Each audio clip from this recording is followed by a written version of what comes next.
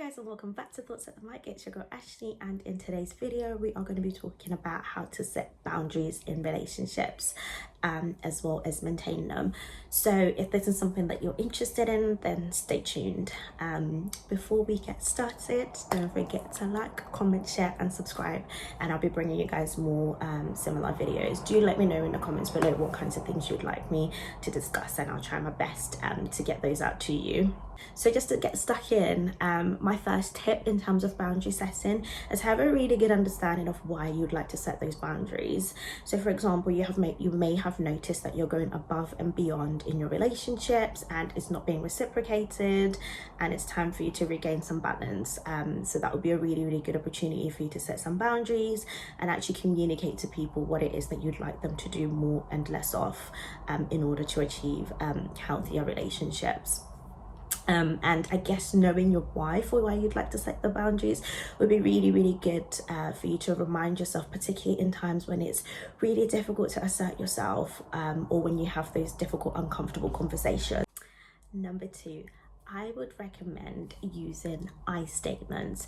And what I mean by this is where people typically go wrong when they have these conversations is because they tend to use you statements. So you make me upset when you don't do the dishes, you make me upset when you shout at me, and what that does is it gets the other person's defenses up.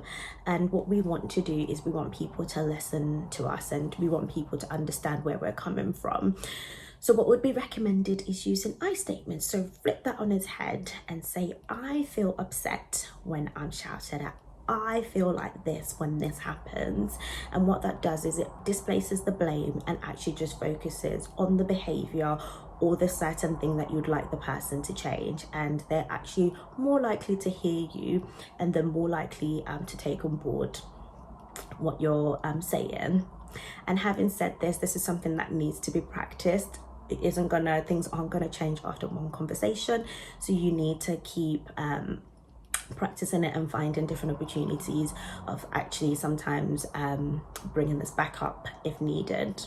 Number 3, it's really important finding the right time to have those conversations. So just after an argument isn't helpful because people's emotions are heightened up, and just when people are angry, the amount of information that they can take in is significantly reduced. So you want to approach this conversation when somebody is feeling quite calm and they don't have their defenses up, and it's a conversation that you can both have and actually have an opportunity to listen to each other. So I would be recommending finding an appropriate time to have the conversation. Number 4, it's really important that you take ownership of some of the things that you have done wrong, and some of the actions that would have led to what's happening. And what that does is it removes the blame from the other person and actually gets you guys to recognize that there's certain areas that you can both work on towards achieving that healthier relationship.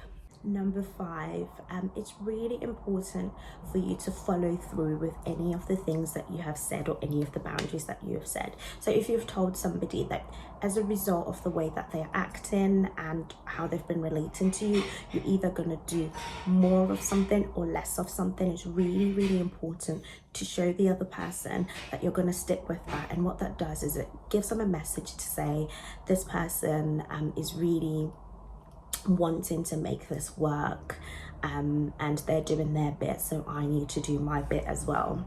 I understand that this is a huge area and there's so many other tips I could have shared with you guys, so if you'd like me to extend this video, then let me know.